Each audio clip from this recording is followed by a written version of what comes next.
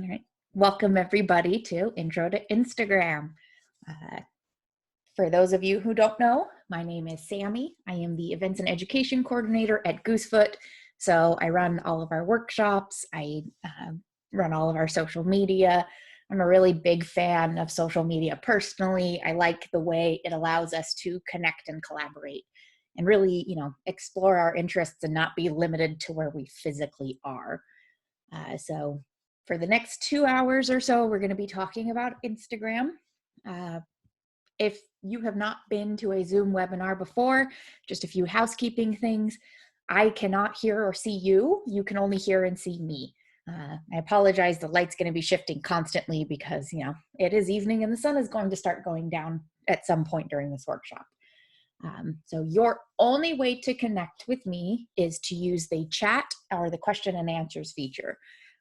I can see both. I will be reading any questions you folks have from both, so please feel free to ask questions at any time, and I will do my best to answer them.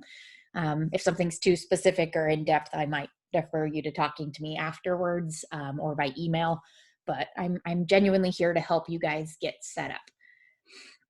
Another thing is this is Intro to Instagram, so if you feel like you already know a lot of stuff about Instagram, you might be a little bored. We're doing very basic, low-level stuff here. We do have an advanced Instagram class in a few weeks. You can get the whole class schedule at goosefoot.org/workshops. But we're going to be talking intro level, and also this is focused on Instagram for business use. Obviously, you can apply a lot of these same tactics to a personal Instagram, but it's really targeted for businesses to use. So please feel free to ask questions at any time. I think I already mentioned that, but it bears repeating. I will also actually be getting into Instagram today. We might run into a little bit of technical difficulties. This is the first time I've streamed my phone on screen where I can record it for you guys. So I will do my best to show you all what we need, but I apologize for some of you with smaller screens or maybe who are watching this on your phone. My screen capture for my phone might be a little small for you. I have not found a way to fix that, but at least we can interactively, actively use Instagram. So just a quick introduction to Instagram. You've heard the name, but what even is it?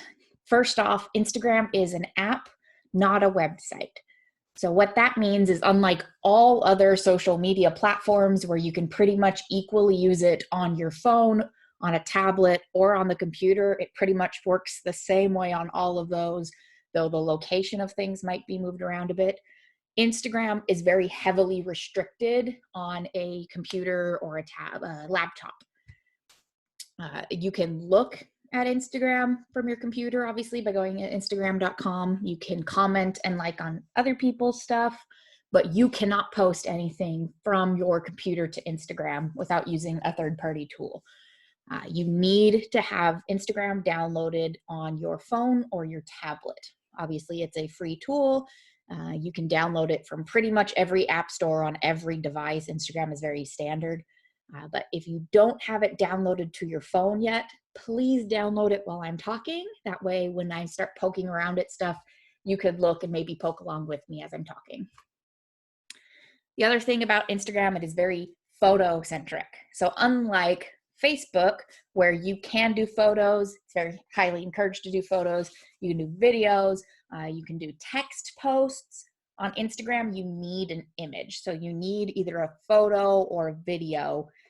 That has to be the center focus of your post. Obviously, you can write text descriptions in the description, in comments, but it's the picture or the video that is front and center on every single post. It's what catches people's eye.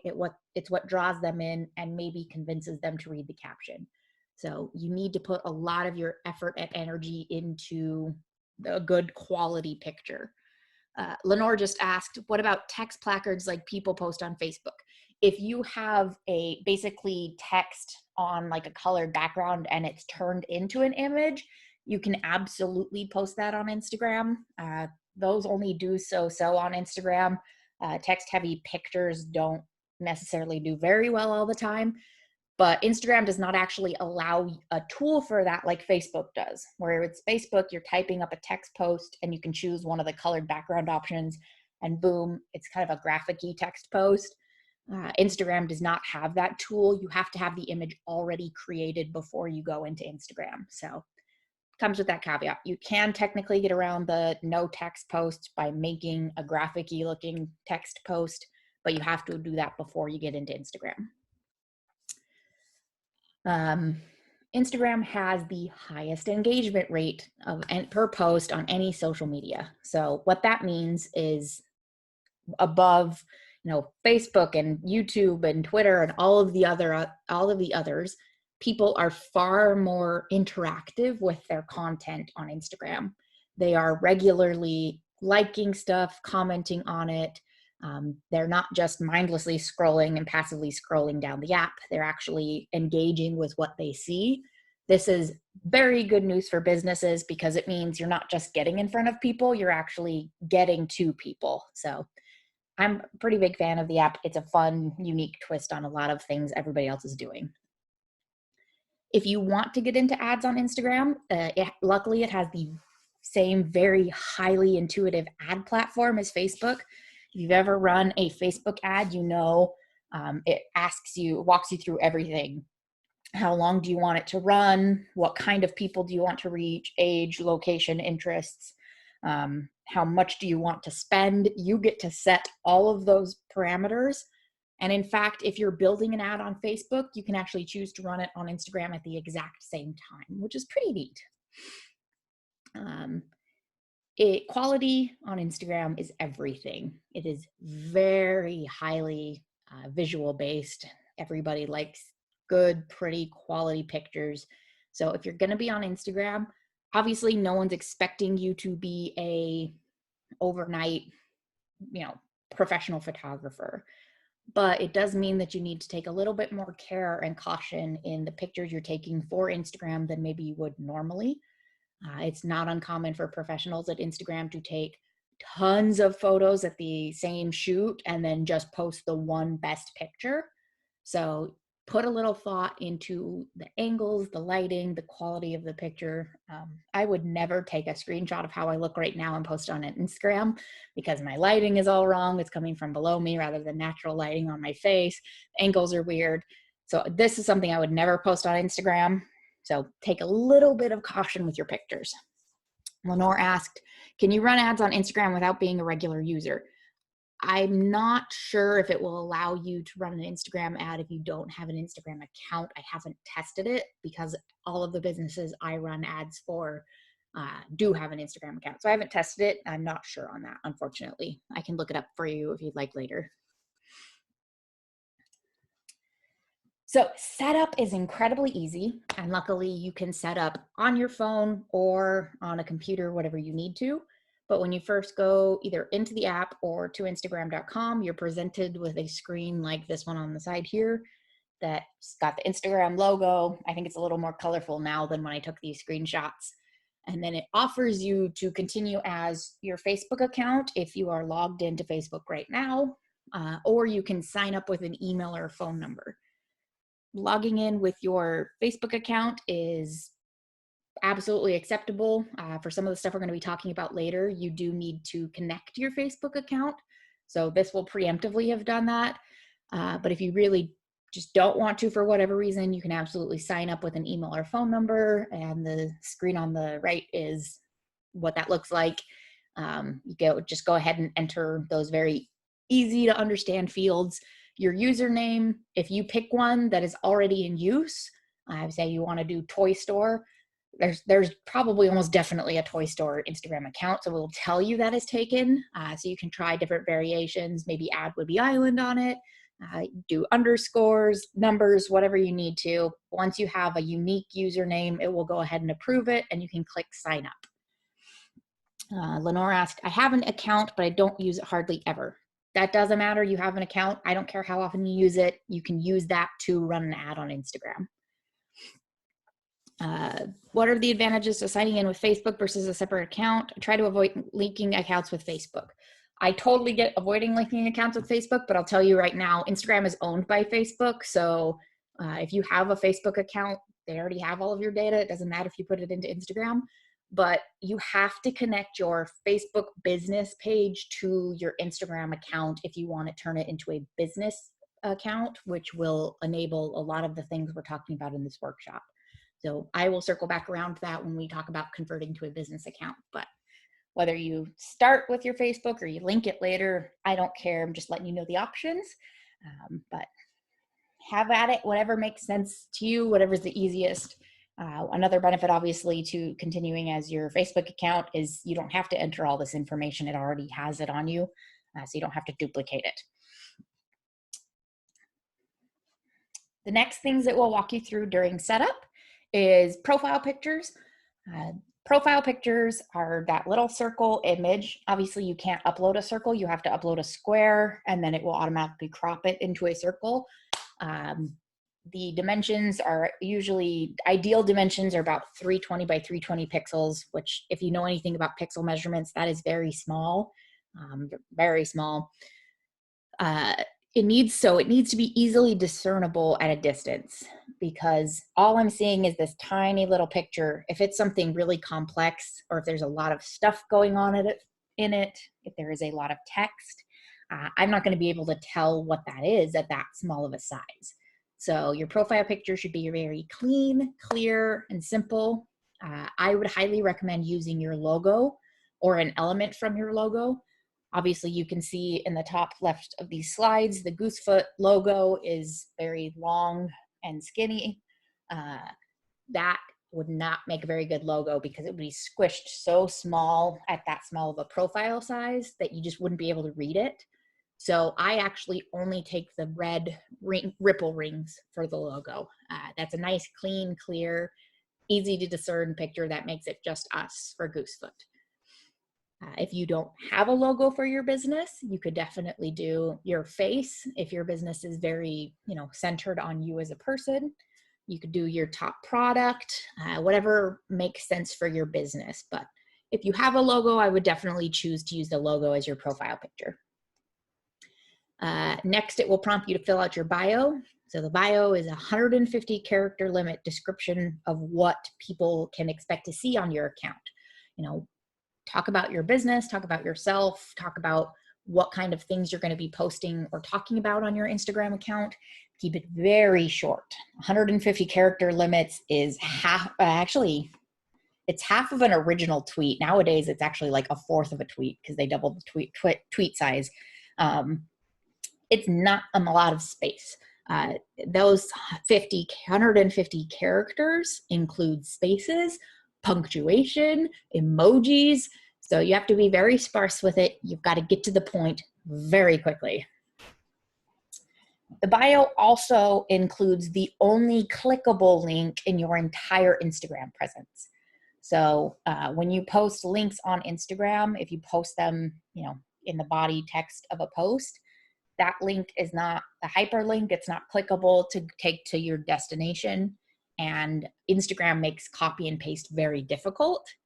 So if you want people to be able to click on a link to go to a specific product, or to go to your website, or sign up for your newsletter, or go check out your Facebook page, whatever it is you want people to be able to do from your Instagram account, you have to put that link in your bio. That is the only clickable one.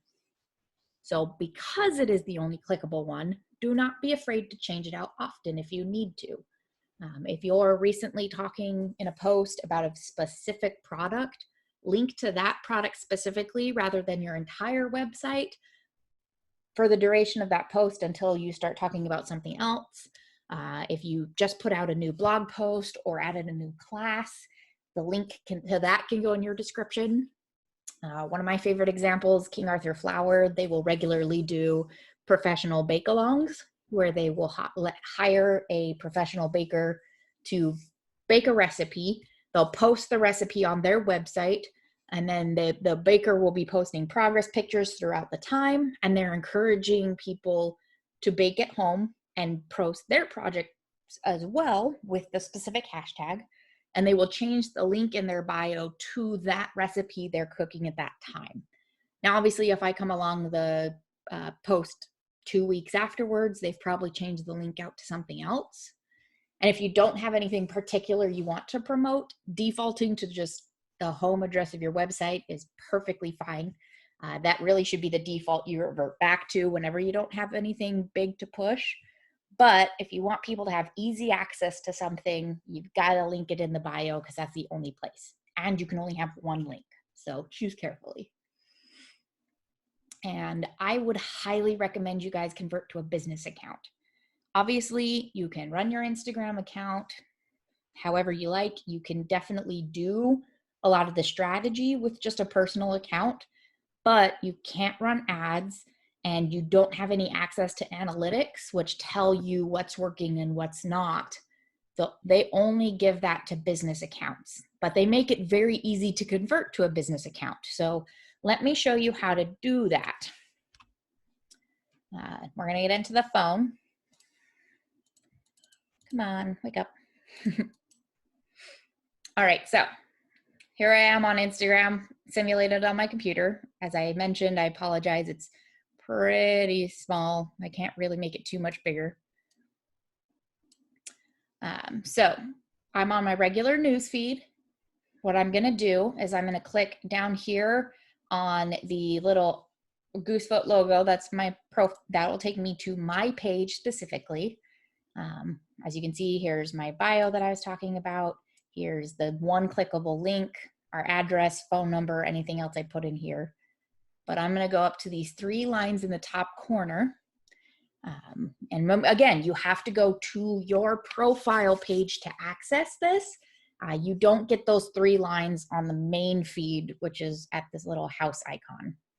Here, let me turn on my, let me highlight my cursor so I can make sure you guys can see what I'm doing. Anyway, there we go. All right, so I'm going to click on these 3 lines, and then down at the bottom of this option now is settings with this little symbol here. And then you're going to go into account, which is about in the middle of all of the settings. And then down here, I'm already at a business account, but if you are not, where mine says switch to personal account, yours should say switch to business account. So I'm actually going to go ahead and switch. That's fine. I'm going to switch back to a personal account, and then I'll switch back to a professional account just so you guys can see it. So I'm back to a personal account now. As you can see, my address has disappeared. Some of those contact buttons have disappeared. So now you can see the difference between a personal account and a business account. So going back to those 3 lines and going up into settings, going back to account, again, it's in the middle of the options. And then I'm going to go down here to the last option, which is switch to professional account. So when I click on that, it gives me 2 options. Creator.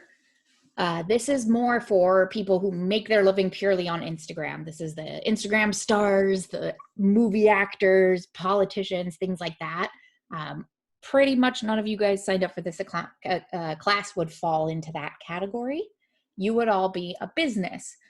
This is for retailers, local businesses, brands, and even service providers or like service clubs. So we're going to click next on business. And you have to connect to your business account.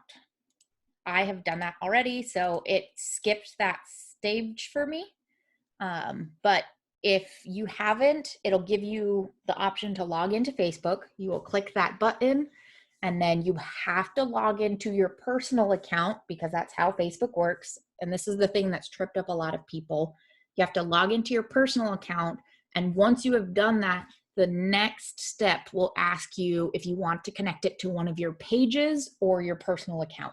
At that point, you are going to select your business page. So once you've selected that, then you'll get into these same steps I've been skipping through here. You'll pick a category. Obviously, Goosefoot is a nonprofit organization. Yours, you know what category you fall into. You can start typing something and it will suggest whatever actual category they have that is similar. Excuse me. Once that's all set up, I'm going to hit next, and it's going to think about it for a second. I'm going to review my contact information. again, so these fields are public. Any information you put into these fields, everybody can see. So if you do not want people to have your phone number, switch it to your business phone if you have one, or if you don't, you can leave that blank. Any of these fields you leave blank just won't show up on your profile. So it's not going to force you to fill out all of these. But if you want people to easily have access to your contact information, you're going to want to include this. If I was doing this for my personal business, obviously I would not include an address because I work out of my home and I don't need everybody who follows me on the internet to know where my home address is. But if you have a public business, obviously letting people have access to the address is very helpful. So fill this out as you need to. Leave it blank if you don't have that option for people to contact you on. Or if you don't want any of this contact information out there on Instagram, you can always click this don't use my contact info button. But we're going to hit next. Just going to think about it again. Oh, here we go. Now I'm going to connect to Facebook. So I'm going to choose my page. Again, I have to log in with my Facebook account, which I'm already logged in on my phone. I run a lot of pages, which is why you see so many in this list. I don't see Goosefoot though, that's strange. If you don't already have a business Facebook account, it does give you the option here. But let me see if I can. That's not good.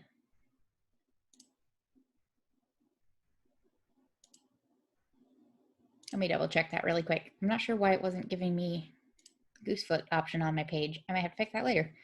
It seems to have defaulted to something because it doesn't give me the option anymore. But Julia asked, can you just use Whidbey Island as your address instead of something more specific? No, not really. I don't think so. You can try it. It might give you the option to, but it might also try to make you pick a more specific address. If you just don't have a physical location, I would just put Whidbey Island in your description here. As you can see, Goosefoot's description includes on South Whidbey Island. I would stick with that rather than putting the actual physical address anywhere. So that is how you set up a business page. Hopefully they hide the option a little bit, but once you actually get to the right section, it's not hard to walk through it. It walks you through really easily.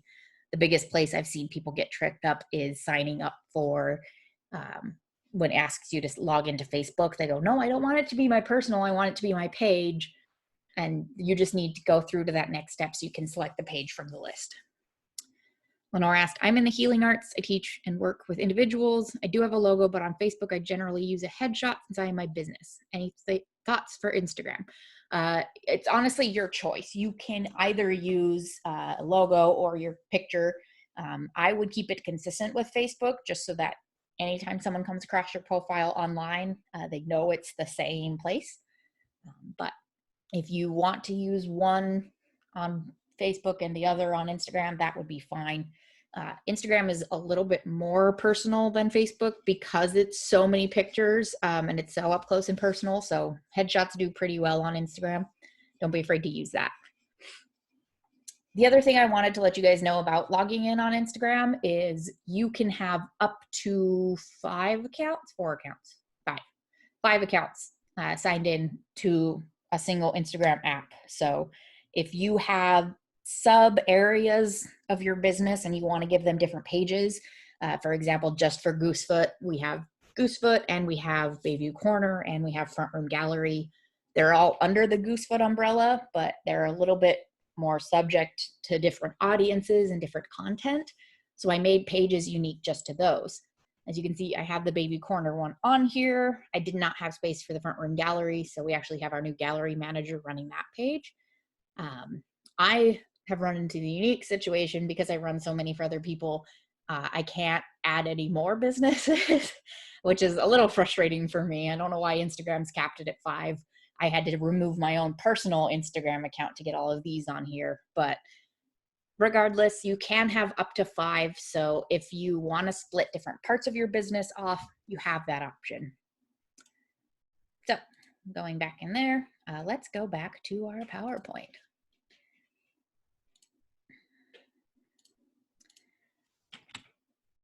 if you haven't spent a lot of time on Instagram, you might be a little confused by some of the posts. So this is just a quick anatomy of a post lesson. This is how posts look on the computer feed when you've actually clicked into a specific post. It looks different on the main feed, and when you're on a mobile app, the picture is always at the top, and all of this stuff that is in the right sidebar is always below the picture. But you have your photo or your video. Up in the top corner, you have your, or like I said, directly below the photo. Actually, no, this section, the username and picture would be up above the main picture of the post, but on this, it put it on the side. It tells you whether or not you're following it or not.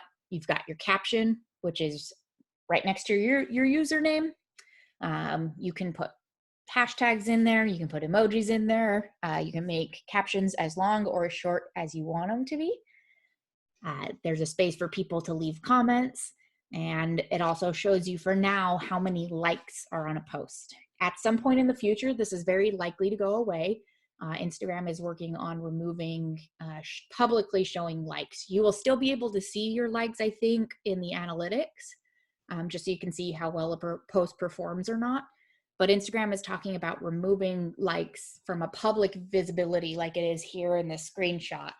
Instagram is aware of the psychological impact they have and how everything online has become a showcase and a competition to see, you know, who can get the most likes. And so people are, you know, artificing their lives. They're making things up. They're going to more extreme lengths to get the highest number of likes.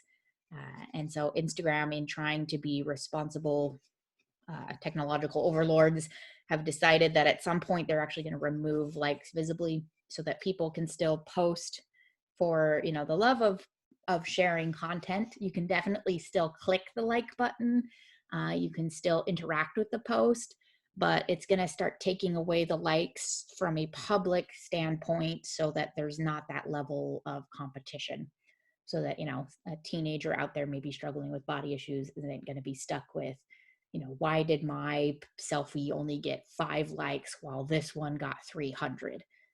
So I'm actually on board with them hiding the likes at some point in the future. I just don't know when it's going to happen. So if at some point as you're working on your Instagram, you're like, wait, where did all my likes go? That's where. They're still technically in the system. If you're on a business account and you have the analytics, you'll be able to see them. They just won't be publicly viewable on the post whenever they decide to make that switch. So earlier, I kind of breezed past hashtags, but what is a hashtag? Hashtags are huge on Instagram. You can technically do them on pretty much every social media platform, but they're really only successful on Instagram and then slightly on Twitter. So, excuse me just a second, I need to get a drink of water. So a hashtag, this lovely little symbol here, written in front of a word or phrase made up of letters and numbers written together without any spaces or punctuation. So you can go with already existing hashtags like, you know, hashtag Whidbey Island. You can make up your own hashtags for your own specific business, such as hashtag Goosefoot. That might actually exist because Goosefoot is an actual plant. Or you can even just make up longer and sillier hashtags for your own, you know, personal flavor on the post, such as hashtag I'm so tired, why am I even awake right now? As long as you don't use punctuation or spaces and all in one kind of continuous run after the hashtag, you can make anything you want into a hashtag. So objectively, hashtags serve as a site-wide search term. So if you search up in the search bar, or even if you click on a hashtag in someone's post, you will be taken to a search page that shows you all or the most popular posts within that hashtag that have used that somewhere in the description of their post or in comments or maybe even in their bio. But it will not show you places that that hashtag has been used outside on the rest of the internet. It is just internal to Instagram. You can use, when you're putting hashtags on your post, you can use the most popular relevant hashtags. When you start typing a hashtag into the search option, it will show you suggestions for similar hashtags, and it will tell you how many posts are within that hashtag. So you can see, I think I have on the next slide. No, I took that slide down. If you type in Whidbey, Whidbey has maybe like 30,000 some odd posts within it, but hashtag Whidbey Island might have 180,000 posts. So hashtag Whidbey Island is a lot more popular than hashtag Whidbey. So you could use the more popular one so that it gets more views and more people are likely to see it, or you could use both if you want. I frequently do that. You can have 10 to 30 hashtags per post. It sounds like a lot, but honestly, I tend to be on the lower end towards the 10 or so per post. Do whatever feels right to you, but hashtags are how people find new content on the site. There's not technically sharing like there is on Facebook, where your friend shares something and you're like, oh, that's interesting. Maybe I'd like to follow that page too. You don't have that option on Instagram. So it's really just the hashtags. You see a post that you like and you're like, I want to check out that hashtag. I'm going to click on it so I can see more content like this. Ooh, I keep seeing this account over and over. Maybe I want to follow that account. Or Instagram also offers you the option to track specific hashtags. So rather than just following people, you can follow specific hashtags. So I actually, on the Goosefoot account, I do follow hashtag Whidbey Island. So I can see anybody who has made a post with that hashtag, whether I follow them or not. That way I'm not just restricted to people I already follow posting content that I might like. That way I've seen a lot of very pretty pictures from individuals who live here, individuals who visit here that aren't necessarily the big brand names that I already know about. Mary Lou asked, I have noticed some people using hashtags that I would never think of searching, and I wonder what is the benefit. So using hashtags like that can be a few different things. One, it can kind of focus your posts. You could do a really unique individual hashtag that is just about your business, so that you could see, you know, all of the posts just about your business in one place. It also can just be flavor text. So you can do, it just adds a little bit of personality and fun to the post. You can definitely use it in that way, even if it doesn't ultimately end up letting anybody find your post. It just adds a little bit of creative and fun flair. So there's a few different ways you might do a really unique or weird hashtag. Also keep in mind, not everybody thinks like you. Different people will word things in different ways. So using a variety of hashtags rather than just the ones that are immediately obvious to you will help you reach newer and unique people. Also, if you regularly use a certain set of hashtags, as I mentioned earlier, I tend to be on the 10 hashtags per post range. And it sounds like a lot, but it's really not when you have a few that you use for every post, regardless of what you're talking about. So if I was making a post for Baby Corner, I regularly tag that hashtag Whidbey, hashtag Whidbey Island, hashtag Whidbey Life, hashtag Bayview Corner, and hashtag Bayview Cash Store. I regularly use those 5 no matter what else is going on in the post. So I will save those 5 because I regularly use them. I'll save them in the notepad program of my phone so that I can come back and reference it later. And then I will add new hashtags as well, depending on what's going on. So hashtag open mic, hashtag art show, hashtag, donuts, whatever else is happening in the post, I will tag that as well. So when you're using hashtags, you can incorporate it in the text. So I was outside for a hashtag sunny day, enjoying a beautiful walk on hashtag Double Bluff Beach. So you could incorporate it like that, so it's in the regular flow of text, and you're just turning words in your regular sentence into hashtags. You can add them all at the end of the post as a big lump. You will regularly see this in a lot of posts. I think this is the most common strategy. But if you don't like them in your posts at all, you don't like how they look, or you regularly share your posts to Facebook where hashtags don't do as well, you can also add it as a comment on your post. So after you make the post, you can go back into it and leave a comment with all of those hashtags. That post will still show up in the hashtag search. So It doesn't necessarily impact how it shows up, whichever of the three options you pick. So go ahead and do whatever makes you feel comfortable. Go crazy with it.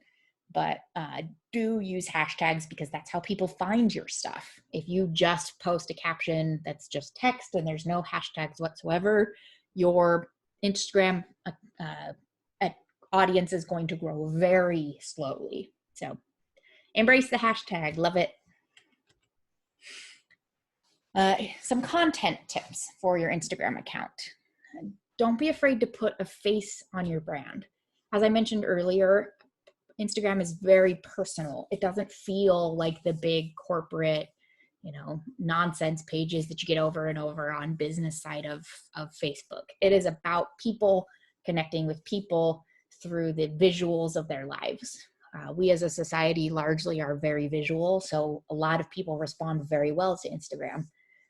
It's about that connection. So if your business is small enough and you are your business, your face can be the face you put on your brand. But even for something like Goosefoot, we're a larger organization with multiple people working for us, and we have a board, and we have all of the constituents we serve. So I am not the face of Goosefoot. The face of Goosefoot is a little bit more abstract. It's relatable, approachable, friendly, welcoming. We're not serious at all. So that's kind of the personality that the brand has. So keep that in mind with the kind of content you post. I tend to avoid posting super serious stuff because that's just not really our brand. We are helpful, obviously, and I'm talking about some pretty serious things in these workshops, but I try to do it in an approachable and fun way. I'm not sitting here in a office formal outfit and speaking stiffly to the camera because that's not who we are. So whether your business is you or you have a specific personality for your business, lean into that personality when you're making your posts. Make sure you provide value and show appreciation to your followers. Instagram, especially more than any other social media site, you do not post just to post. It is very common for Instagram posts to be much less frequent than Facebook. Even the big corporations who post 10 times a day on Facebook, they're only posting once, maybe twice a day on Instagram. A lot of businesses post maybe once a week, maybe a couple of times a month. Instagram does not have to be constant, but it does have to be quality.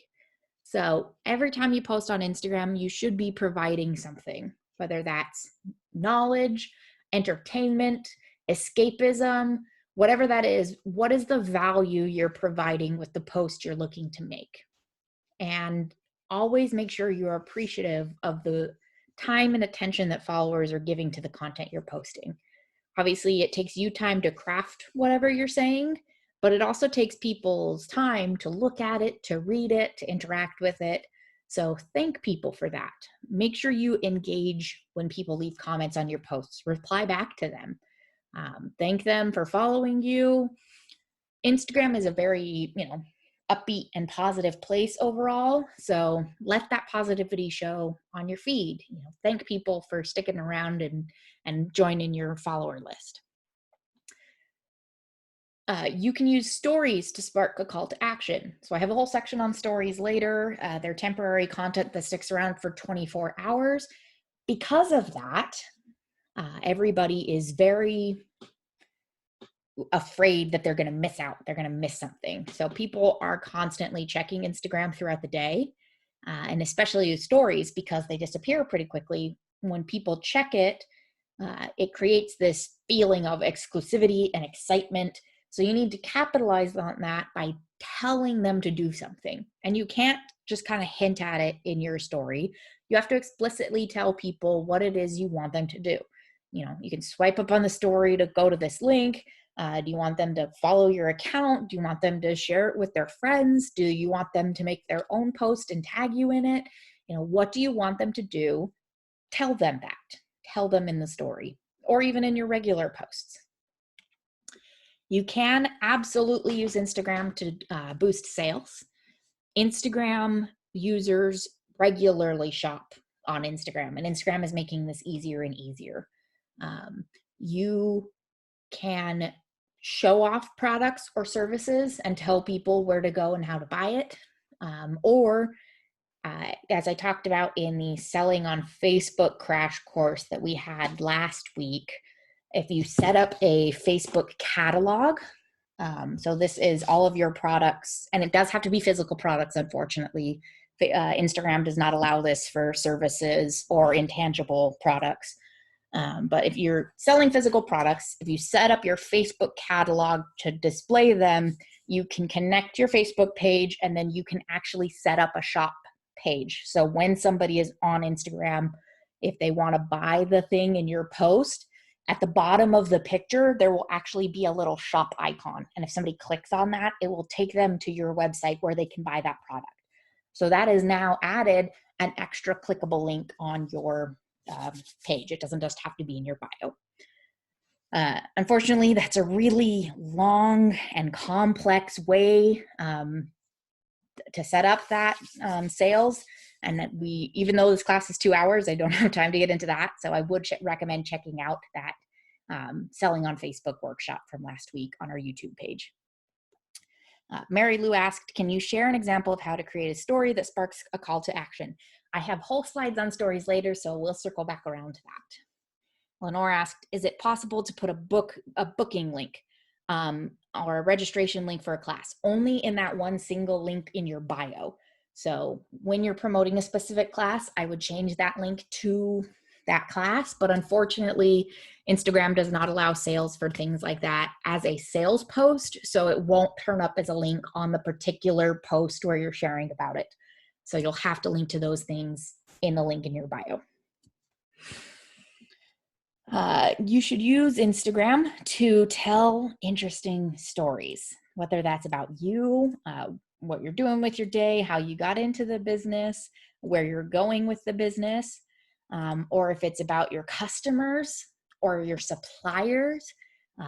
Fair Trade Outfitters in Langley is a great example of this. They buy all of their stuff fair trade, so they know the stories of who makes it and what they go through. Tell those stories on Instagram. That's why people go to Instagram. They love the stories. They want to connect with each other. They want to connect with you. And stories are such a huge driving force. So, like I said, whether that's your own story, your clients, your suppliers, other businesses around you, tell those stories. Judy just asked, can you recommend the Instagram app for iPad? There are so many. You want the official Instagram app. It is made by Facebook. It should look, let's see if I can pull it up. I don't know if I can on this phone example. Oh no, where did my, there it is. See if I can open up the,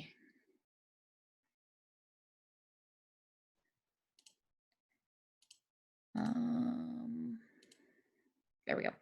So if you go to, for example, on mine, I have the Google Play Store. You'll have your iTunes Store, obviously, the iStore, I think it's Apple Store, whatever they call it.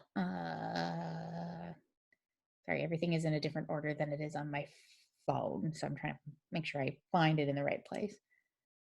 Where are you, Google Play? I don't know.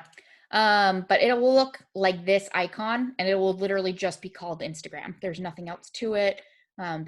You can find a ton of add-on apps, but you're just wanting the official Instagram app.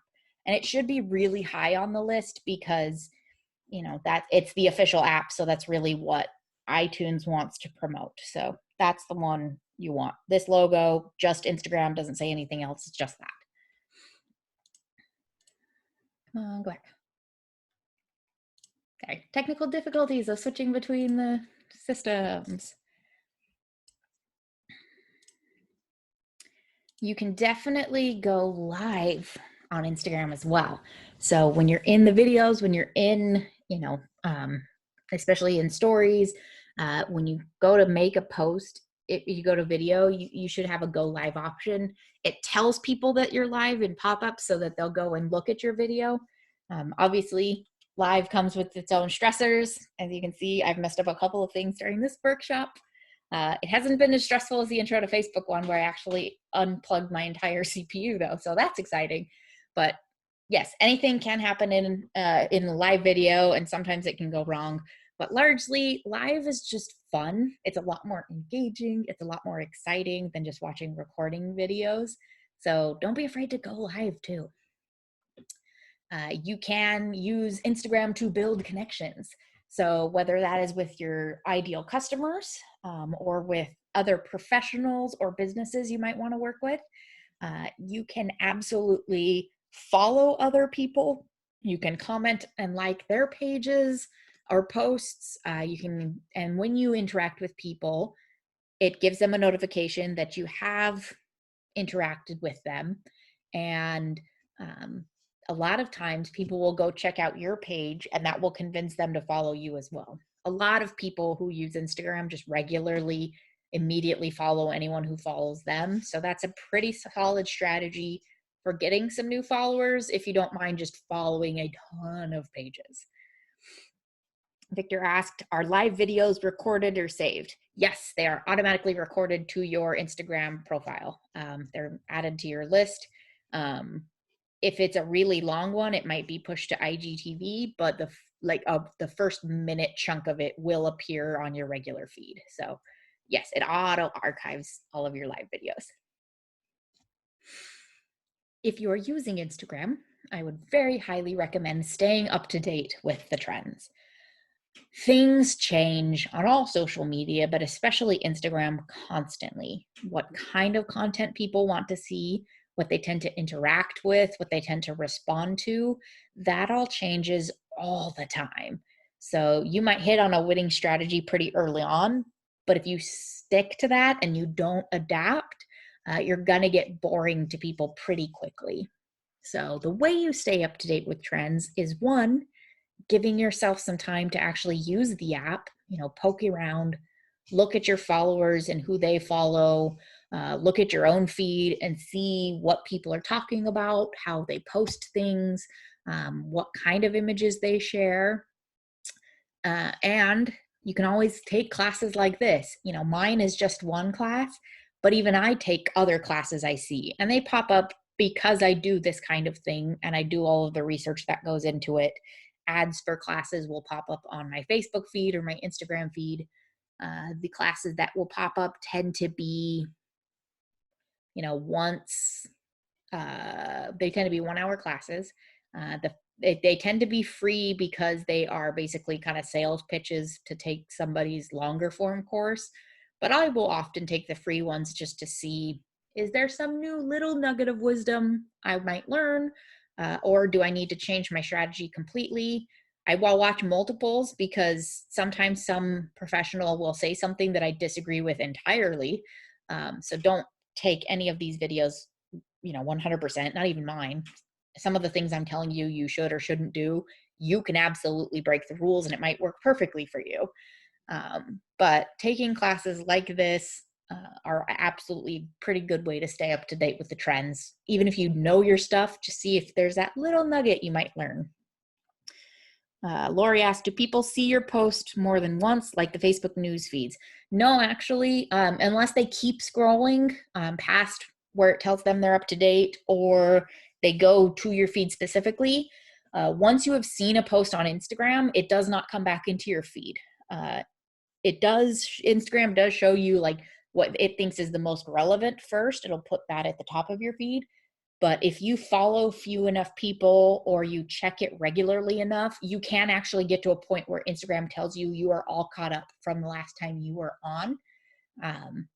And so the only way you would see a repeat post is if you keep scrolling or if you go directly to the feed. But your post is only going to show up in people's classes once or in their feeds once. So you're not going to bombard people. Ads are another story. If you run an ad, your ad might show up in somebody's feed multiple times, but a regular post is not. Amy asked, do I have any recommendations for other reputable classes? I do have a few that I've watched that I enjoy, but I don't remember their names off the top of my head.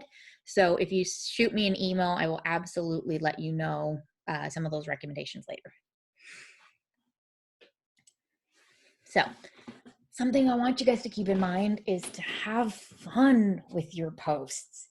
Instagram is meant to be a enjoyable, silly, fun place to connect with people. You don't have to take it seriously. I talk with a lot of business owners who are getting into it for the first time, and they're so nervous because they're like, I don't know what I'm doing.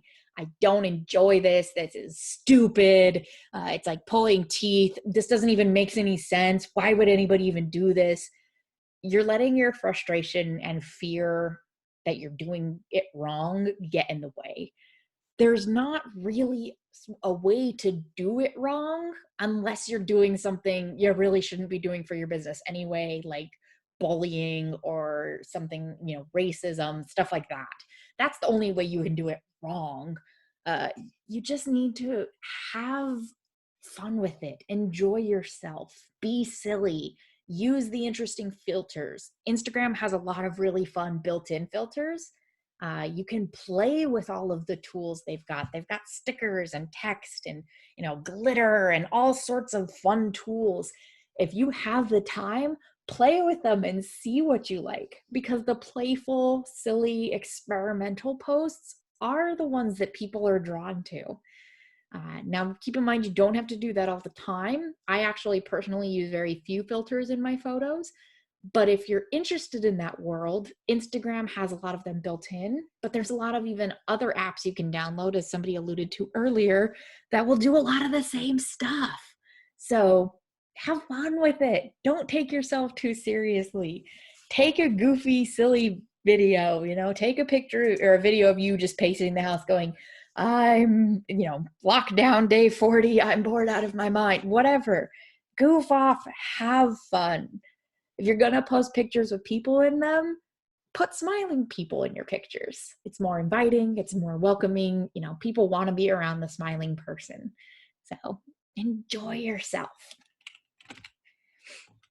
You know what I just realized? I'm actually opening the crash course, not the full class. Let me pull up my right class.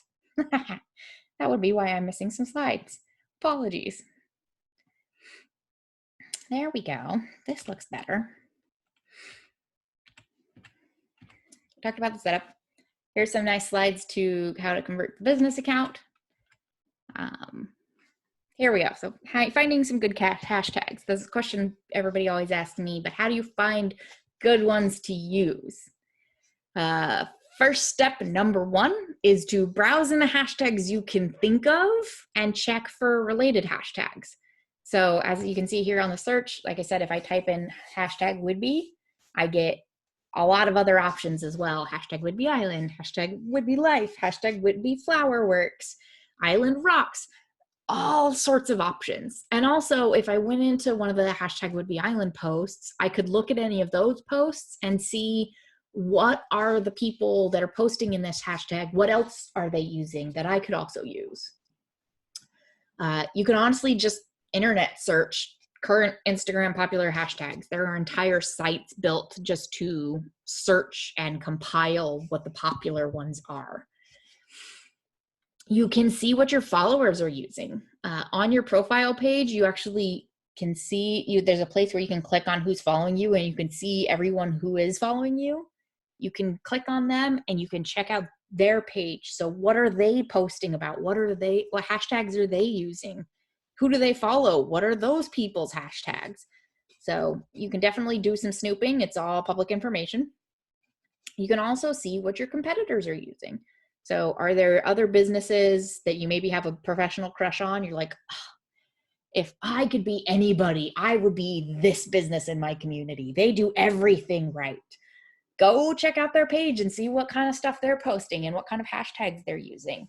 Hashtags are not proprietary. Nobody can say, this is my hashtag, you can't use it. That's not how hashtags work. They are very communal. Anybody can use them at any time. You don't need permission to use a hashtag. So don't be afraid to just poke around and see what resonates with you. Stories. So as I alluded to earlier, I have whole slides just on stories. Stories are posts that stick around for only 24 hours, and they get their own feed separate from the regular feed. So I'll show you how that looks. If I go back to the main home feed, which is this little house icon here on my Instagram app, go away. This is my regular feed, all of the pictures, their descriptions, blah, blah, blah. But right here at the top of the page, when I first go to the home page, you'll see there's some businesses' names along the top here and this kind of rainbow circle around them. If I click on any of these, I can see their stories. You can see they're pretty short. They're about 15 seconds, and it automatically transitions between all of the stories that are available. I can also click to transition. So these are stories. Short, nice, easy. This person's chosen to just post pictures, but you can add, moving images. You can add text. You can explain what you are talking about with it. So I'm clicking through to get through stuff faster. You can do videos, you can see. So these are stories. They take up my entire screen. So the proportions obviously are a little different from a regular post, which are usually fairly square. They only stick around, as I said, for 24 hours, and then they technically disappear forever unless you choose to archive them on your page. I don't know if Baby Corner, so see, Baby Corner has archived some of their stories, and you can see those at the top of their feed in these little picture circles. You can name your archived stories whatever you want. You can group them however you want.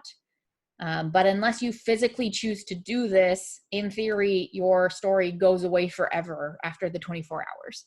So creates that sense of immediacy and makes people want to interact with it right now and regularly check back so that they don't miss anything. The other thing with stories, as I said earlier with regular posts, I would not post more than once a day on Instagram because Instagram is so thoughtful and intensive.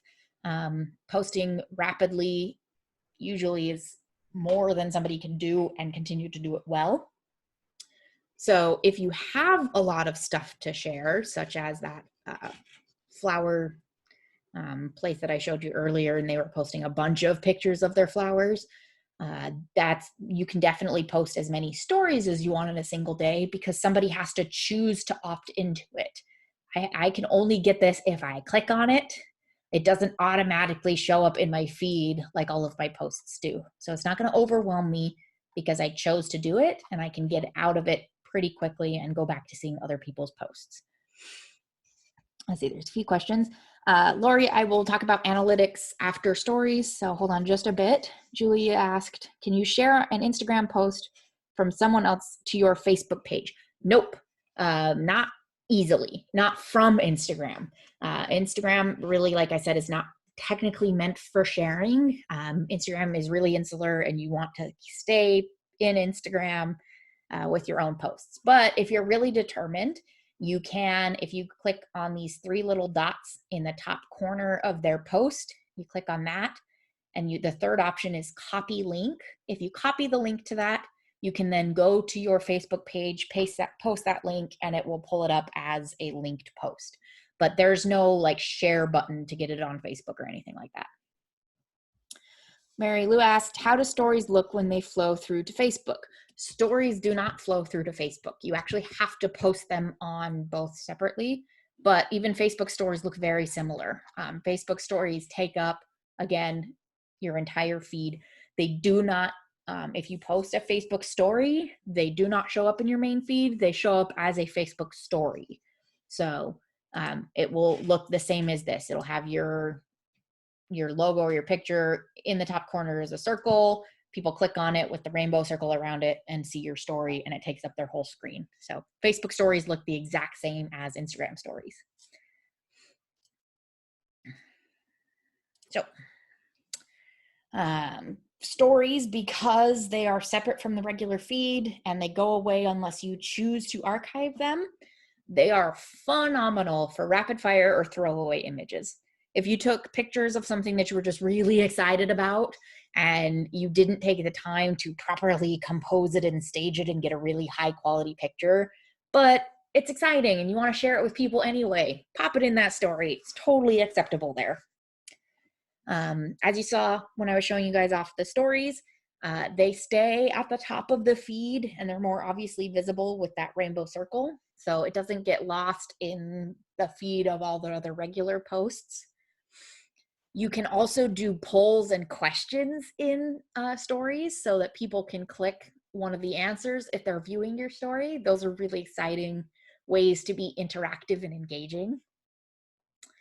To post a story, you can either click on your profile picture or swipe right on your feed to create the story. So what that means is right here, I can click there and it will take me to the option to create a story. My phone is off because obviously I'm just projecting from it, but hey, look, there's the chat. Hi, chat. You can see yourselves from my phone's camera. I can do a mirror, so I kind of split the image, which is pretty neat. I can do Valentine eyes so that if I was recording my face, it would do that, which is kind of terrifying, but maybe it would be cute. I like that it blinks when I blink. You can do winter flurry, so you make it look like it's snowing and icing up. There's a lot of really fun filters you can add. What is it going to do if it finds my face? So it's going to snow. So there, you can see there's a lot of really fun filters you can add. You can play boomerang, which is a short video and it records it forwards and backwards and it just kind of does it on that interesting loop. It's just something to visually engage and grab. You can do super zoom where it zooms into something.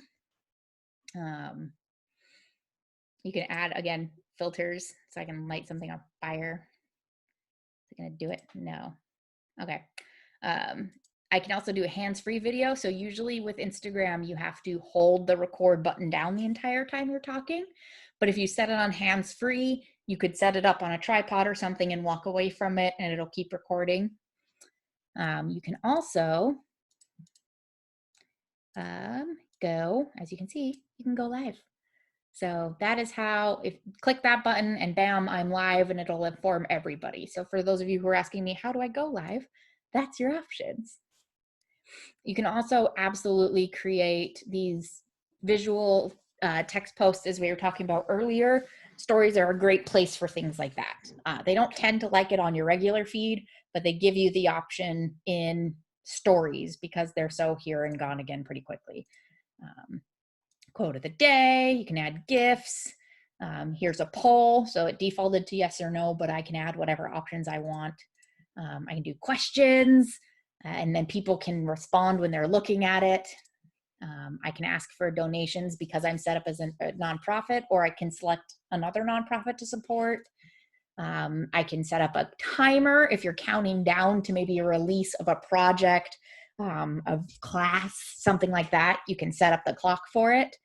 And you can also do quizzes. So put up an answer like, when were we formed? What's our top product? Where are we located? Whatever you want, and have people guess at the quiz. So there's a lot of really fun options in here. The stories are fun. I encourage you to poke around and play with them. I'm glad you guys liked my poking around and looking at it. Stories do not only post to your followers. Your followers will be easier to see it because you have to be following a person to be in their top feed here. So all of these ones that are, up here, I do follow them. Nobody that I don't follow is going to be in this list. But if I go into, my notifications, there's notifications from people in here that I don't follow. So, here's 121 acres. Looks like nobody I don't follow is not sharing a post. But say if Dina had a post or a story available, even though I didn't follow her, there would be a circle around her picture here. And if I clicked on it, it would take me to her story. She doesn't have one live right now, so I can't see that. But that is the only way people who don't follow you will see your story. You can actually also explore stories as well. So if you're in the search function, you can see here's all of these options that will pop up with random stuff, and your stories can pop up in that if you regularly get enough engagement with it. I don't know their algorithm for how they determine whether or not you get to pop up in the Explore, but it does happen occasionally. So But really your stories should just be focused on a way to connect with the audience you have or people who might be looking to follow you, and just, having fun and letting go. So have fun with the stories. They're goofy. They were copied over from another app that even younger people use, and they're spreading everywhere on the internet. Even YouTube has stories now. But if you want to use stories, give it a try, have fun with it. It's a good way to connect with people. If you don't want to do stories, you're not going to ruin your business. I don't personally do stories on pretty much any page I run, and I've not suffered for it. But if you're interested in playing with stories, just poke around, as you saw what I was poking with there. It's just goofy and fun. So don't be afraid to play with it. And like I said, it's only there for 24 hours. So who cares if you do something really weird? And even better, if you post something that you didn't mean to. I've done that for classes. When I taught this in person, I accidentally took a picture and showing people how to go through and use it. I accidentally posted it and I was like, oh no, I didn't want that. You can go back into your story and delete it before the 24 hours are up. Don't worry. So you're not going to break anything. The app's pretty decently foolproof, so you're not going to ruin everything if you push the wrong button. Just don't be afraid to give it a try. Just goof off and have fun with it.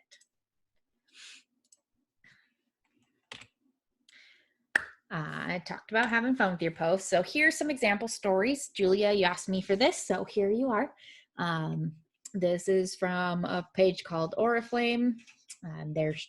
They put them up as a set of 4 stories. So they're launching the new eyeshadow palettes. DM us your favorites. That's that call to action, telling them what you want them to do. And then they focused on one palette individually for each picture.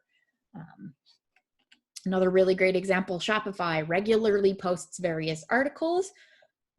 So you can see this one, they were posting the 5 best places in the world to start a business.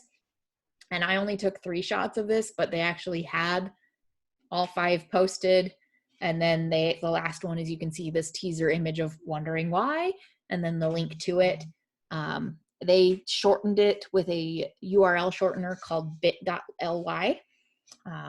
If you post a lot of articles, you tend to get this really long and jumbled URL that can be hard to share when it's not clickable.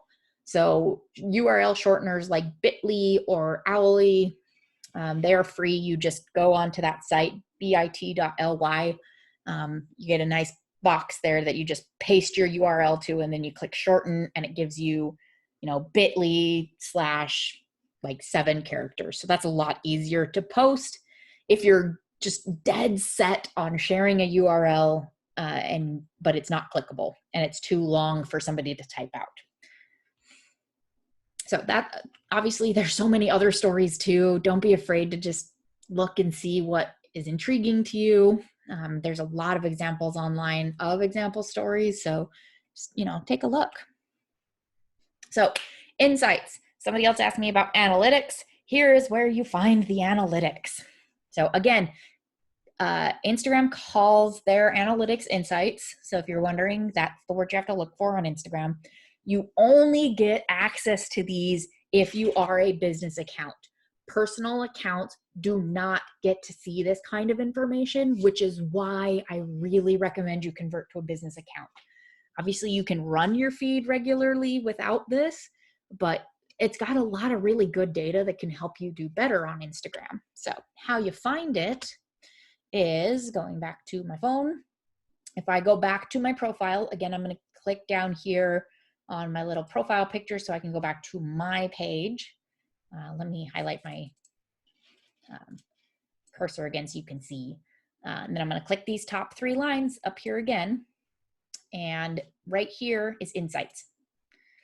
So I have not been posting on Instagram on Goosefoot. As I mentioned, I've been taking a step back so that I'm not competing with other businesses. But if I had been posting, it would show me, how many posts have I shared this week?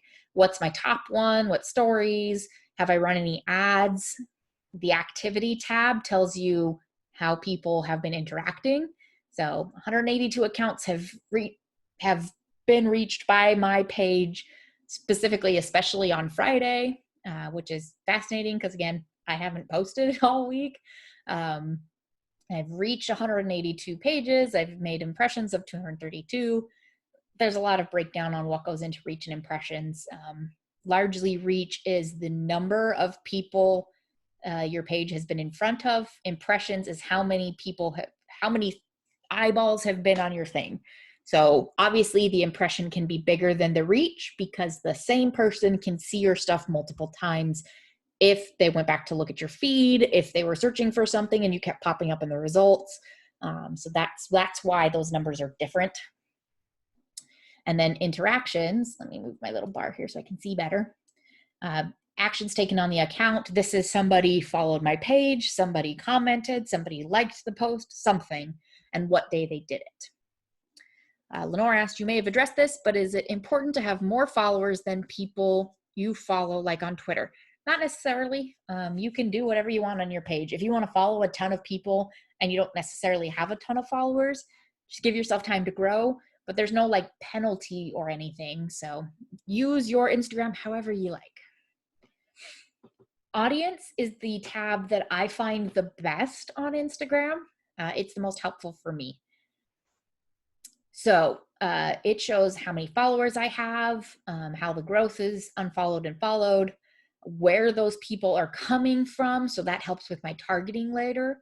And then what age they are.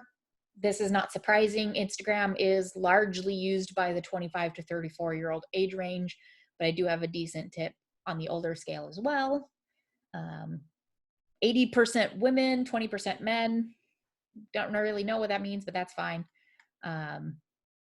This unfortunately is cutting off just for the limitations of how my mirroring is working here, but this actually shows me what day people tend to look at my profile and what time. So if you're wondering, when is the best time to post? These analytics can tell you when. The one crummy thing about Instagram's analytics, these insights, is that it is only for the last 7 days. And I can't change that. I can't see back farther. I can't ask it to track farther. It really only keeps it for the last 7 days. So if you want long-term data, there's a couple of ways you can do that. You can either just set a reminder to yourself to check back the same time every single week and record the data in a spreadsheet that then you can look at over a longer period of time. Or there's a lot of tools online that you can use. You can hook up to your Instagram account and it can track the analytical data for you. I don't use any of them in particular, so unfortunately I don't have any specific recommendations, but don't be afraid to just Google for Instagram analytical tools. Some of them are free. The good ones do cost money. I'm not sure how much, but so that is the one downside. The analytics or the insights, are really only good for 1 week, but it does at least give you some decent information on the best time and day to post within the last week. Judy asked, what is the cost of a business account? It is free. Instagram business accounts will never cost you money. The only thing on Instagram that will ever cost you money is running an ad, but you can absolutely convert your business account completely for free. You just have to connect it to your business Facebook page, which again is completely free. So that's why I just don't get why people don't do it. It doesn't cost you anything. So do it. Lenore asked, can others see my followers? Yes. Your followers and who you follow is always public information. I can see this not just on my account, but if I go back to the home feed and I go to, Baby Farm and Gardens, again, I can see their followers and their following count. So yeah, it's all public information. You can't really hide stuff on Instagram. If you wanted to hide stuff on Instagram, you would have to have a separate account that people can't see. But yeah, you can see everybody else's followers and who they're following, which helps you, if I look at Farm and Gardens, who are they following? And ooh, this one is interesting to me. I also want to follow them. Makes it super duper easy. So don't be afraid to poke around other people's. Don't put too much stock in other people's followers too, because obviously you have no control over who follows you. But if somebody is inappropriate is following you, I occasionally will get porn bots, for example, that are, computer generated accounts that have a fake name and straight up pornographic images. And I don't want to fuss with that on this app. That's not what I'm there for. So I will block those people. And you can do that by just, if you're on somebody's page and say you wanted to block them, you have to go actually to their page. And then you have to hit these top 3 dots and click block. But you can block if you want to, but don't put too much stock in worrying about everybody who follows you. It's okay. Lenore said, just on Twitter, it's considered poor biz practice to follow more people than follow you. It can sometimes be a little dicey on Instagram, but Instagram has a very different culture than Twitter. And so if people don't necessarily care as much, almost all of the stock on Instagram is put into what kind of stuff you post. So focus on the quality of your posts. Don't worry too much about, am I following too many people? Do not enough people follow me? People, obviously they can see that information on Instagram, but it's not as vital as it is on something like Twitter. Trying to get back to my presentation. Go away. Sorry, just noticed I dragged a little bit of my chat window into the main window. Okay, close. So that's Insights. Insights, as I said, check them regularly. It helps you improve how you're doing on Instagram. You can talk to more people who are interested in what you're doing, and you can reach them, when they're actually online. So some final words before we get into more examples, and please, once again, ask away on the questions. I'm happy to pull up stuff. It is a little small, I apologize, but we can actively go and look at people's Instagram posts on this setup. I can also pull it up on the full version on the actual web browser. Obviously, we'll have some limitations on what we can look at, but we can go look at people's posts on there as well. So that way you guys can see better. So some final words before examples. It takes time, consistency, authenticity, and quality to really grow success on Instagram. So what that means is you need to be willing to put some time into it. And also don't get frustrated when a month later you're not doing amazingly. It takes time for people to know you're there, that they can regularly get good content from you. It takes time for you to improve and to find your voice. So have patience with yourself and give yourself that time to do better. You need to consistently post. I don't care what that means for you. I don't care if you post once a day. I don't care if you post once a month. But if you're posting once a month, do it consistently. So, okay, cool, I only post once a month, but it is always the second Friday of every month. That's what I mean by consistently. See, you can get away with doing it a little bit more sporadically, but you're going to have more success when you're consistent. Be authentic. Don't try to be somebody else. Don't try to be somebody you're not. Instagram has a pretty strong nonsense filter. They know, like, everybody on Instagram puts their best foot forward and sometimes artificially inflates things to be even better than they are. That's not a big surprise. But when you're straight up misrepresenting yourself, people will find out eventually and it will not go well for you. So just be who you are and be honest. And find quality stuff to post about, whether that is the actual subject of your post or whether that is the actual picture. Take the time to get a good shot and share interesting, informative, funny, engaging, or distracting content. Victor asked, why or how does posting the same day each month help you? People get to know your regular schedule, and so they anticipate it, and they will actually go to your profile to see that content. For example, before all of this started happening, the Bayview Corner Facebook page, I posted a graphic weekly roundup so you could see what was going on in Bayview Corner for the next week. I posted that every single Thursday. I'm actually going to scroll down my feed so you can actually see it a little bit. Can you be a little bit bigger, please? There we go. So I posted these every single Thursday, and you could see the spike in my analytics. People were coming to my profile every Thursday in order to see this because they knew to expect it. They wanted the information, and so they were making sure to check my profile to make sure they saw it on Thursdays. If I posted a lot more sporadically, nobody would know I need to go check my feed. They would just maybe see it if they happen to be online at the same time that you posted. So that's why consistency helps a lot.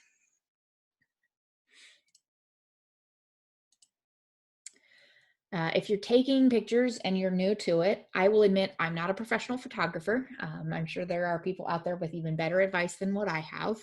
But some tips I've picked up over the years of working on this is use natural lighting and avoid harsh light. I mentioned this earlier. My lighting for this video is terrible. The ones earlier in the day are a lot better because I've got the nice natural light coming in, but even that, it's like on the side of my face. This, I've got a artificial light coming from directly above me, so it just doesn't look very good. I'm all washed out. My color's really funny.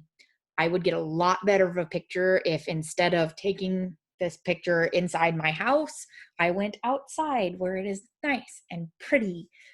It makes everything look better. Avoid harsh light. Best time of day to take pictures is now or really early in the morning when you've got the more oblique light. It's not directly on your face. The like high noon is one of the worst times of day to take pictures. So take it earlier in the morning, take it later in the evening. If you don't have the equipment, do not take night pictures, obviously. My camera is very expensive, so I actually take surprisingly pretty night pictures. Unless you have an expensive phone, you probably don't take good night pictures. So don't take pictures during that time of day either. The rule of thirds is a really great tool to help you take better compositional shots. So what that means is in your mind, divide up your image in thirds by this way and by this way. And things are more interesting if they fall on the nexus of some of those lines instead of being perfectly centered all the time. So if I were taking a picture of, this box of wheat thins, if I center it perfectly in the shot, that is very boring. But if I put it, in the bottom corner, or I have it up at the top, that is a lot more visually interesting. So consider the rule of thirds. Try different angles. I've only recently been experimenting with this myself, but instead of taking pictures straight on all of the time, those are very flat and uninteresting and unengaging pictures. So I've been, getting right up on it. Pictures look a lot better when instead of, you take the shot and you're like, I can crop that later. Sure. But you can also just make it look better by physically cropping it now by walking closer to it. Obviously, this isn't doable all the time. I have pictures of the shenanigans I was going through trying to get pictures of the woodpecker that's been eating my house. But he was too smart for me, and anytime I got even a little bit close, he would fly away, so I couldn't get close to him. So in that instance, I had to take a distant shot and crop it, and it looked terrible. But if it's something like one of your products or a pretty view or something else, get as close to it as you can. Don't be afraid to either get really high or get really low and shoot upwards or go at it from an interesting angle. Try unique things. Don't just go straight on every single time. And also, as I alluded to earlier, the people who do this professionally, they take hundreds, if not thousands of pictures every time they go out to do a shoot.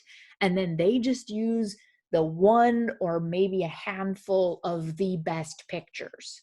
So I'm saying try different angles. Do that while you're taking the shots. Try a bunch of different angles at the time you're taking it.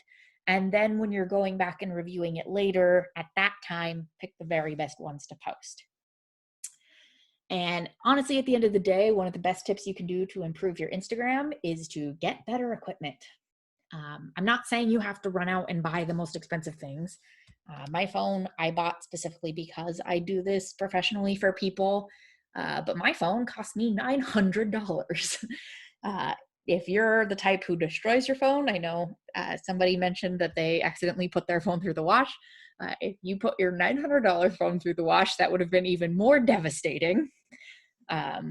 Or honestly, for a lot of you small businesses, $900 for a phone is just a lot to swallow. I'm not asking you to do that. You can get far superior quality pictures than most smartphones can do with even just $100 point and click camera, a digital camera that all its function is a camera. Those pictures can be seriously better than whatever your phone can get. Because yeah, your phone has a built-in camera, but it's also doing 20 other things. So the money was not put into the camera part of it. Before I got this smartphone specifically, I very much took my little point and shoot one. I think I got it for $80 on sale. I took that places and took pictures with that because the pictures were way better. If you're doing that, if you're taking pictures with an outside camera, you might be like, well, then how can I possibly post it from my phone? There's a couple of different ways. You can connect your phone via cable, like I've got my phone right now, and I can transfer the files over if I need to. I could email them to myself and then open them up in my email client on my phone and download them to the phone. Or you can use a cloud-based software. So I think iCloud, if you have an iOS, is built into a lot of systems. You just have to use that. Or if you don't, there's a lot of programs out there. I personally use Dropbox. I have Dropbox put on pretty much every device I own. It's on my phone, it's on my desktop, it's on my laptop, it's on my work computer so that I can access my files from whatever device I'm logging into. So there's a lot of ways to get a good quality picture, not on a cell phone, but still get it to your cell phone where you can post it. But if you're stuck and you're like, my stuff's not that great and I've tried everything, try getting better equipment. Never hurts. If you don't want to play with Instagram's filters and features, which admittedly are kind of middle range, there are a ton of mobile editing apps out there. I don't have the list in front of me of the best ones, but I did mention them in some of the crash courses last week. But just find a mobile editing app that will let you crop and filter and add stickers and whatever you like that makes you happy and feels like it fits your brand. Fiddle with some, look for the most popular ones within your app store, give them a try. But again, if you don't want to do any of the editing stuff, you don't want to use filters, no filter pictures on Instagram perform pretty well. So you don't have to use a filter, but if you want to, there's a lot of free tools out there or very low cost. So once again, I've said this, I don't know how many times during this workshop, but don't be afraid to play. Keep in mind that captions below your picture or video cut off after 140 characters into a read more. So this means you can type as much as you want. There's very little limit. I think the upper limit would be like 30,000 words. I'm not sure. I haven't tested it. So you can post a lot of text per picture, but Instagram cuts it off after 140 characters. Again, not words, but this is letters, spaces, and punctuation. After 140 of those, it cuts off into a ... read more. So what this means is if something is very important for people to know, make sure it is in the first 140 characters. If you have more information than 140 characters you would like people to read, you've got to spend some time making those first 140 characters really punchy and really engaging so that they want to click the read more and see the rest of the post. But your first 140 characters of a post, if your caption is very important to you, are the most vital. So spend some time on it. One of the questions I get from a lot of new businesses every single time is, when is the best time to post? What's the best day? What's the best time? I don't know. There is no such thing as one best time. It's different for all of you depending on your audience and your business. So again, use your analytics, or if you don't have access to the insights because for some reason you don't want to set up a business page, just experiment and see when you get the most response. But to know when the best time to post, you have to know your audience. Everything is up in the air right now. Everybody's schedules are different. So now can be a little shaky to figure that out. But when, if we ever go back to regular life, if you're trying to reach a teenager, that's going to be a very different time than if you're trying to reach a retired person or somebody in their 40s with 2 kids at home. So you need to know your audience, and you can do that with the insights or by experimenting. At the end of the day, the biggest tip I have for you that I hope you leave this workshop knowing is to get good at Instagram. You have to try. You have to experiment with a lot of different things to post, times to post, the way hashtags you use, the way you interact with people. You have to have fun with it. Instagram is meant to be a more personal, casual platform. Enjoy it. Find a way to make it fun for you. Or if you really can't, at the end of the day, you're like, I can't do this. I hate this platform. Find someone who does enjoy it to do it for you.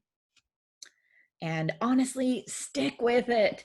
I know way too many businesses that start with the best of intentions and then they get bored or they get discouraged and within only a few weeks, and they give up and they never come back, or they rarely come back. The only way to be successful is to keep doing it. It takes time to catch people's attention, to let them know that you're worthy of following and listening to. So give yourself that time and give your potential audience that time to find you. So experiment, have fun, and stick with it. All right? So let's look at some examples. And obviously, if you folks have any questions at all, please feel free to put them in the chat or the question and answer function. This is a great time for me to be answering questions for you guys. So obviously, one of the first ones we're going to look at is our very own local Would-Be Donuts. If you haven't followed, oops, I accidentally closed the app. If you haven't followed Would-Be Donuts yet, Scott does some very goofy and very fun things. So I'm going to go ahead and go to the search. And we're going to look up Would-Be Donuts. Boom, they're right here at the top. He has 1,200 followers, which isn't bad. He's been having a lot of fun posting very goofy videos. I don't think it'll let me unmute it. My sister. He's up all hours of the night on his phone. He records these with green screen in his store with his employees. Maybe you're right. They're weird. They're goofy. New Old Town Memorial. I can't handle another scandal. Hello. So, they're a lot of fun. As you can see, he uses a lot of different hashtags. This one only has one, but if I scroll down a little bit, the Easter donuts actually hasn't been using a lot of hashtags lately. That's interesting. Usually he has about 6 or 8 on his posts, but he always includes order online, phone number, address. So that's Would-Be Donuts. Another really good example that I like a lot is, let's see, Freckled Hen Farmhouse. That's another really fun one. Actually, you know what? Like I said, I'm going to actually go ahead and pull it up on my browser so that you guys don't have to keep trying to squint at this tiny example. Because again, you can look at Instagram online, you can comment, you can like, you just can't click on things yourself. Three Sisters Farm is usually a pretty good one as well locally. Look at these posts. Like the angle they've got, the lighting just draws you right in. You feel like you're sitting right behind this little girl. Kids and animals is a winning combination. It's super adorable. They have a lot of really fun videos. Even just something silly. The dog is rolling in the old hay. They actually went viral with one of their posts, which was one of their cows rolling out one of the big round hay bales out into the field. So this is somebody just up in Oak Harbor. It's, family run operation. They don't have that many employees. So I really wanted to show this to you guys to show like you can do this.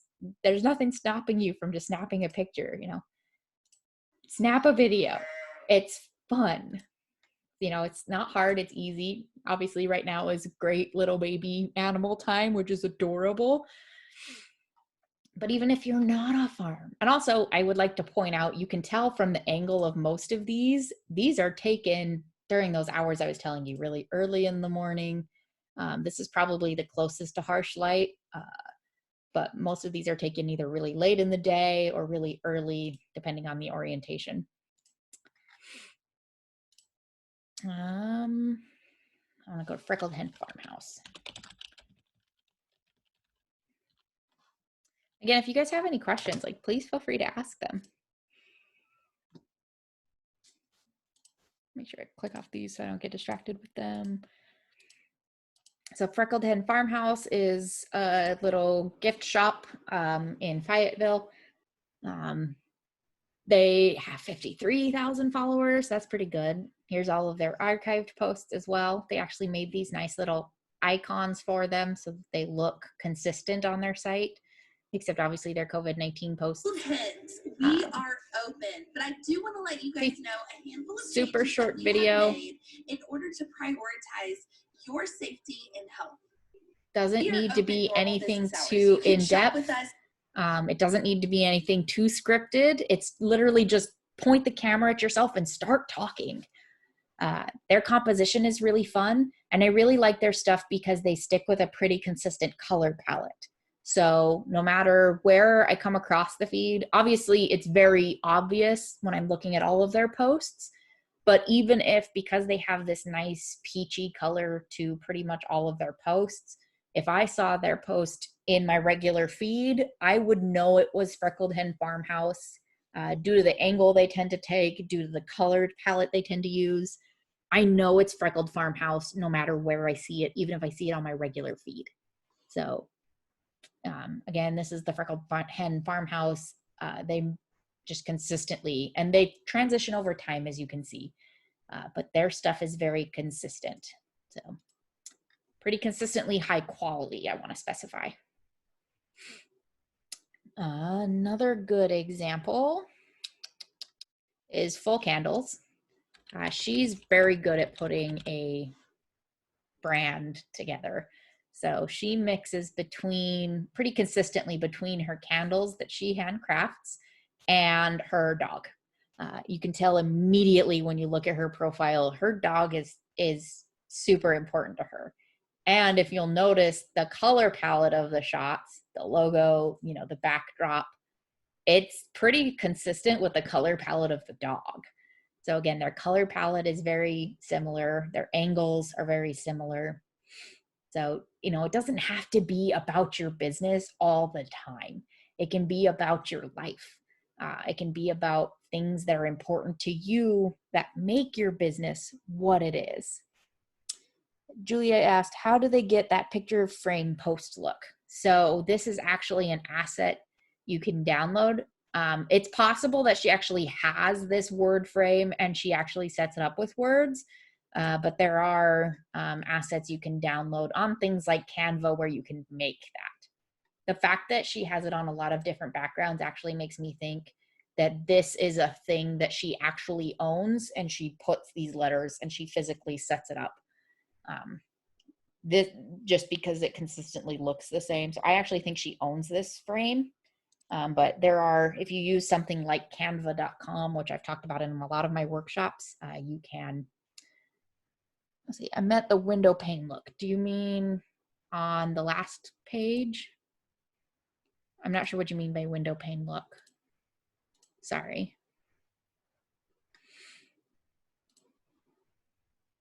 If you can explain a little bit more, I can do my best to answer, but I will once again admit I'm not a professional. There are some tricks that I just don't know how they do things. But you can see, it's adorable. Super, super simple caption, just welcome to the jungle.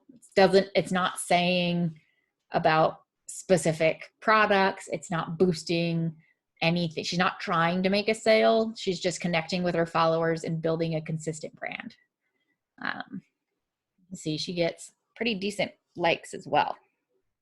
A grouping of pictures. This actually happens on your feed whenever you go to it, whether you're on mobile or your main feed. This like 3 by whatever tile, this is how your posts turn up on your main feed. It's the same thing if I go to, say, the Coopville Chambers page, which is what I'm logged into. It automatically shows them 3 wide. This is how it appears on your actual page. On your news feed, it shows up only, 1 by 1. But if you go to anybody's page, Instagram automatically does this. So that's not anything you have to do. You can, however, use this to plan your posts. So I will go to one of those examples. Let me make sure I got the name right. I think Reynolds Kitchen. I don't know if their page is still live, unfortunately. They might have taken it down. Last time I checked, I tried to. Yeah, I think they took theirs down. So Reynolds Kitchens, unfortunately, is one that's closed. But they had insane planning ahead. They took all of their pictures in a way that the entire row was one picture. So it was very clear that they took a big long picture and they took it into chunks, and then they deliberately released it so that all 3 of those pictures would be in the same row. And so they post theirs 3 at a time so that it will consistently stay in that nice complete field when you scroll down somebody's page.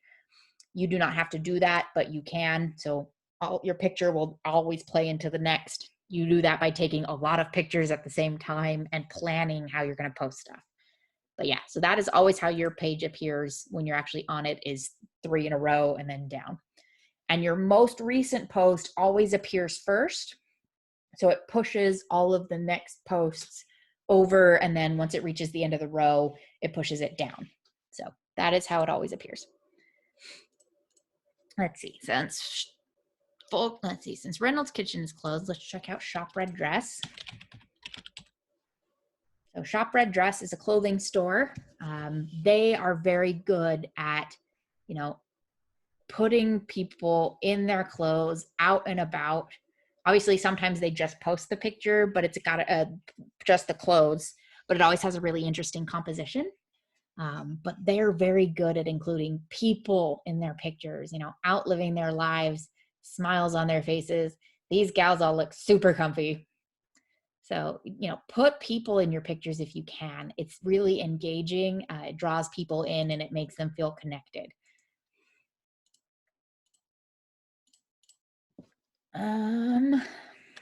Obviously Dennis the Prescott's food is amazing.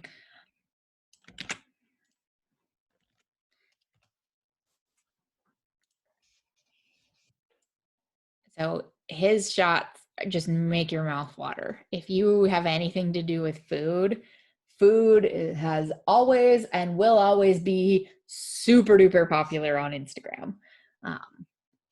So don't be afraid to take, obviously food photography is one of the most difficult you can do.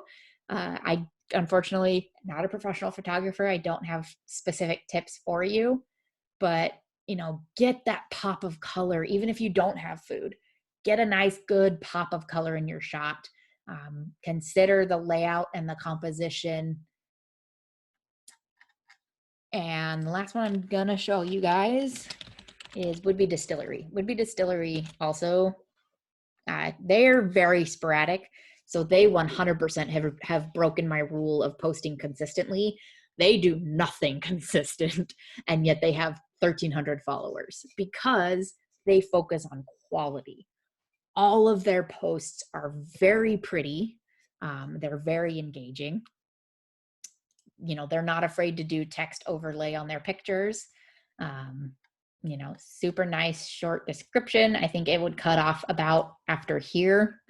They only do about 4 hashtags, but the composition of their shots is very pretty. Their guy that runs the shop, Mike, makes very pretty pictures. And they're interesting pictures too. It's not just the bottle over and over and over again, because that's boring. It's the people who make the place. It's using the product.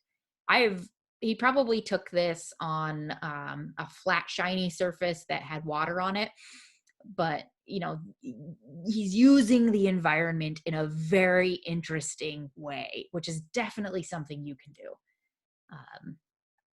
Sometimes they just take a simple picture. They've got a nice white backdrop set up, take a picture of the bottle in the magazine. Great, set, off it goes.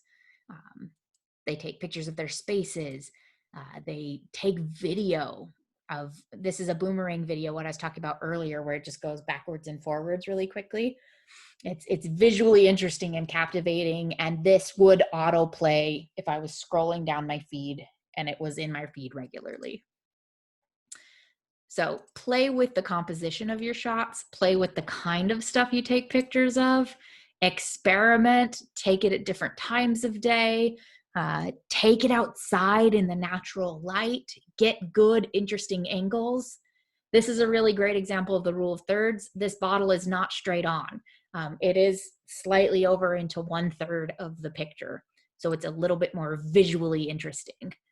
This one is really fun. I happen to know he literally had somebody just standing off and just flipping,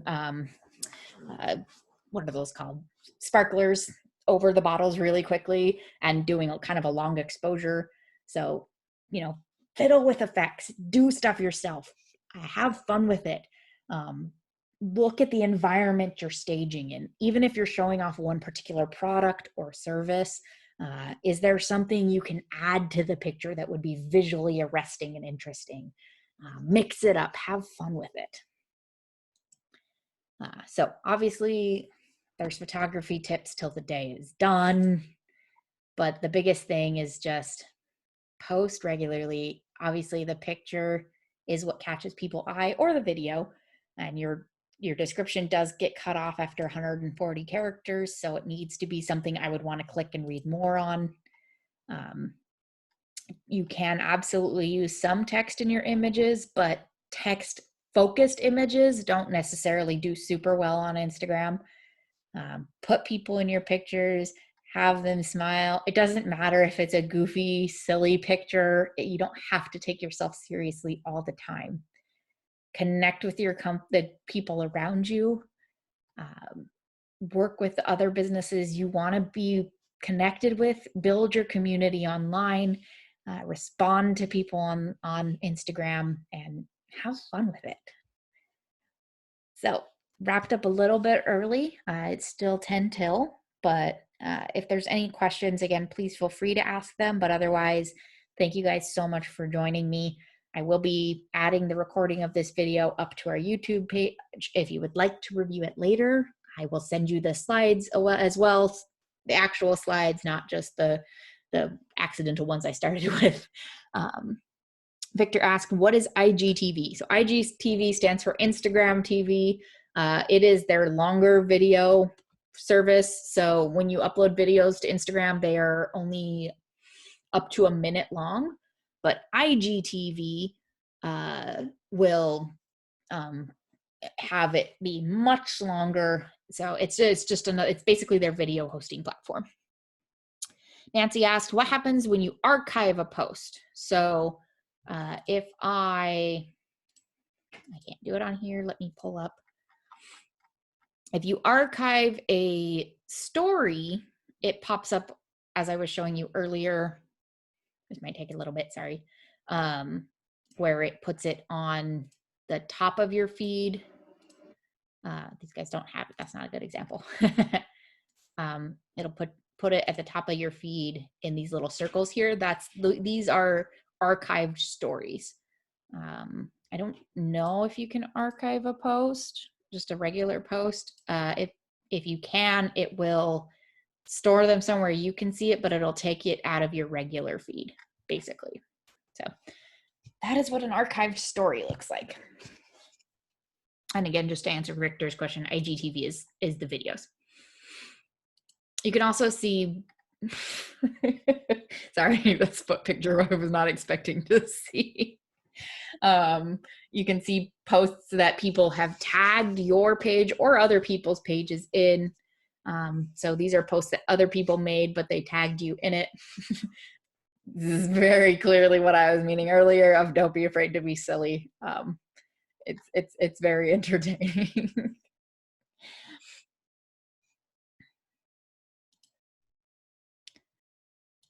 Man, Samsung just does not actually want to connect with my phone anymore. Let's see if that worked. Hooray.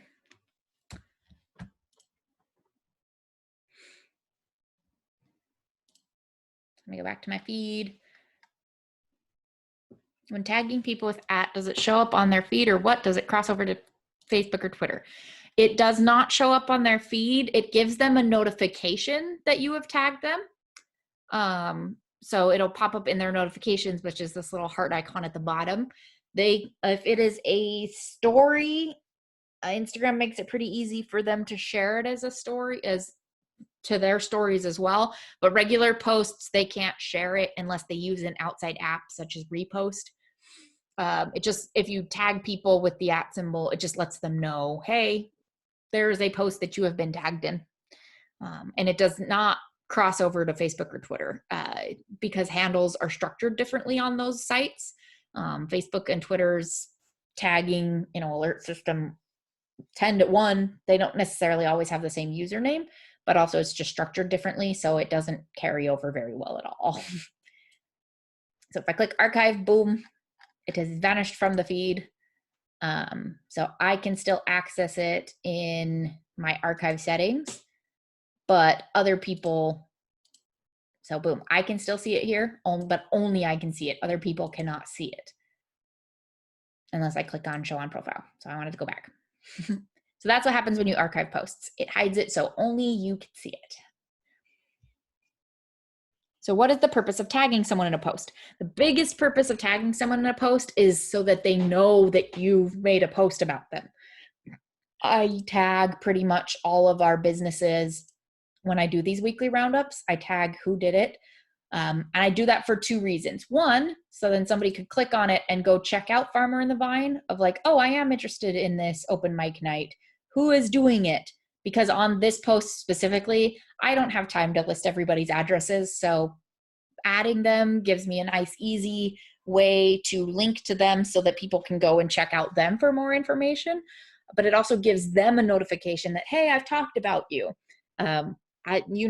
With Macaroni Kid, it's good to let people know that you've talked about them, because then they'll appreciate the effort for one, but they will let other people know that you can find out about them from you.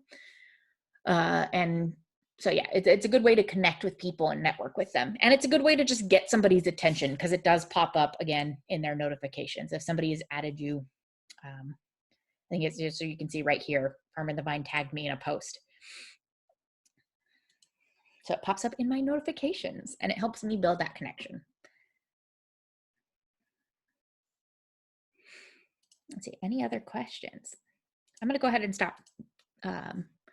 You can absolutely tag people who are not following you. Tagging people is not limited to who is following you or who is not following you. You can add anybody as long as you know their username, which again is very public and it's right here at the top of their feed. So yeah, you can tag anyone you'd like.